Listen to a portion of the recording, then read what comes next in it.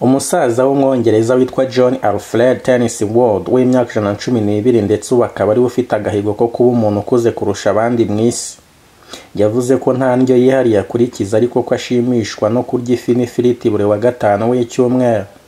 Uyu musaza yihariye aka gahigo ko kuba umugabo ukuze ku isi mu bakiriho nyuma y'uko Venezuela witwa Joan Vicente Perez Mora wari ufite ako gahigo yapfuye ku myaka 114 nk'uko bitangazwa mu gitabo cy'abafite uduhigo mu bintu bitandukanye The Guinness Book of Records, kuko nyuma y'urupfu Venezuela hashyizweho umusimbura ari we John Alfred Tennyson Ward.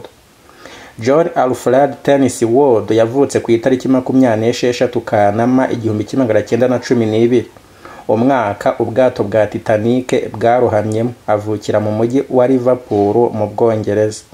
Mu kazi yakoze harimo gukora mu nganda z'ibikomoka kuri peteroli muri British Petroleum and Shell. Aza kujya mu kiruhuko cy'izabukuru mu 1972. Yapfushije uwo bashakanye mu 1986 nyuma y'uko bari bamaranye imyaka 44. John Alfred muri iki gihe aba mu nzu igenewe kwita ku bageze mu zabukuru ahitwa Southport mu Bwongereza.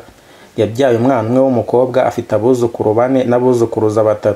Nubwo John Alfred afatwa nk'umugabo ushaje kurusha abandi ku isi, ariko hari umukecuru ufite imyaka nk'iy'ikiyoni kumurusha wo muri Espagne witwa Maria Brians Morera uherutse kuzuza imyaka 117. Abashinzwe gukurikiranira ubuzima bwe muri iyo nzu y'abakuze bavuga ko ari umuntu urangwa n'urwenya cyane nubwo akuze. Akunda guhora yumva radio ngo amenye amakuru agezweho n'ibirimo kuba hirya no hino mu isi. Ikindi ngo ni umufana ukomeye cyane w'ikipe y'umupira w'amaguru ya Liverpool. No umuntu ugishobora kwibyutsa mu buriri ntawe umufashije, akikorera n'ibindi bintu bimwe na bimwe harimo nko kwicungira ibijyanye na konti ze muri banki. John Tennyson Ward avuga ko kuva akiri muto yakoraga kandi agakunda kugenda n'amaguru cyane, ariko ko atabona ataratandukanye n'abandi nk'uko byatangajwe n'ikinyamakuru BBC. Hari ubwo uramba cyane cyangwa se ukabaho igihe gito kandi nta kintu wabihinduraho umwana wa. John Alfred avuga ko nta ndyo yihariye akurikiza ariko ko ashimishwa kurya ifi n'ifiriti buri wa gatanu w'icyumweru. Ntanywa itabi kandi ntanywa inzoga. Yagize ati kunywa cyane, kurya cyane uko byagenda kose si byiza kuko birangira bigize ingaruka zikomeye cyane ziturutse ku kurya cyane no kunywa cyane. Tennyson Ward kandi ni mukuru mu bagize uruhare mu ntambara ya kabiri y'isi yose bakiriho, kuko yari afite imyaka 27 ubwo iyo ntambara yatangiraga. Akaba yarakoraga mu kazi k'ubukarani mu gice cyitwa Army Corps cyashakishaga abasirikare baheze ku rugerero no kuboherereza ibiribwa. Kuva yagira imyaka 100 muri 2012 yakiraga ikarita buri mwaka imwifuriza isabukuru nziza ivuye ibwami. Bwa mbere yayoherejwe na nyakwigendera Queen Elizabeth wa kabiri. Yarushaga imyaka hafi 14 kuko Queen Elizabeth we yavutse tariki ya 21 z'ukwa kane 1926. Uyu munsi mu isabukuru y'imyaka 112 iyo karita ayohererezwa n'umwami Charles wa gatatu.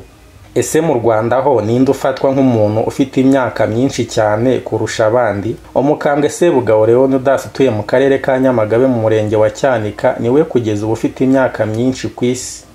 Ibyangombwa by'uyu mukambwe bigaragaza ko yabonye izuba mu 1900. Nubwo ababishinzwe batamushyize ku rutonde, ariko bifatwa nkaho ari we muntu ushobora kuba akuze kurusha abandi ku isi. Umuntu wari ufite ako gahigo ni Maria Brians Morera wo muri Espagne. Akaba yaravutse mu 1907 ubwo umuzungu wa mbere yageraga mu Rwanda. Uyu mukambwe ubu ntakibasha gutambuka batamufashe kuko amaguru ye adandabirana ndetse ibirenge bye byarabyimbye cyane. Si ibyangombwa gusa byamuhamiriza iyi myaka kuko no mu nkuru abarira bamusuye berekana ko hari amateka menshi azi abandi basoma mu bitabo. Yarongoye abagore 3 babyarana abana 12 gusa ntabwo yamenya umubare w'abo bana n'abuzukuru yaba afite. Aganira na RBA yavuze ko yavutse ku ngoma y'umwami Musinga, uyu akaba yarategetse u Rwanda kuva mu 1896 kugeza mu 1931. Abaturanyi ba Sebugabo bavuga ko yaba arengeje imyaka 130 kuko nawe acishiriza atazi igihe yavukiye. Kantanga Lauren ni umwana wa 9 wa Sebugabo kuri ubu ufite imyaka 60. Avuga ko inkunga y'ingoboka y'ibihumbi 12 agenerwa buri kwezi imufasha kumwitaho. Yakomeje agira ati, navuga ko Perezida Kagame ari we umugejeje aha ngaha rwose nta wundi, kuko amafaranga baduha aramufasha nanjye akamfasha. Umukambwe Sebugabo nawe yungamo ati, ndashimira Perezida Kagame, niwe untunze kandi ndamushimira hagejeje u Rwanda. Abakiri batoya bafite amahirwe rwose, bagomba kuyabyaza umusaruro. Yewe mwana wansubize ibutoya, nuko gusaza no gusahurwa. Icyizere cyo kubaho mu Rwanda cyazamutse cyane mu myaka 20 ishize, aho imibare y'ibarura igaragaza ko icyizere cyageze kuri 69 na 70. Ni mu gihe mu 2002 icyizere cyo kubaho cyari ku myaka 51 na 46.